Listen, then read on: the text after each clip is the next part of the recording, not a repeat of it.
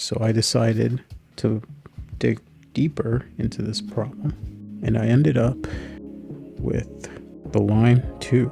In my research that I found that this turned out to be the most accurate meter. Oh nice, we got the cover. There's the adjustment tool.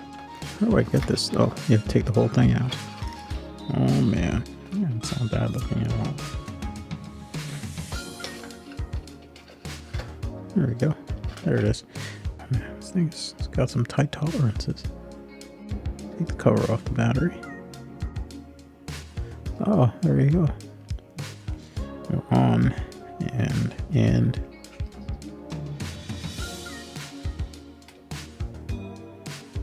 wow, man, that goes on well.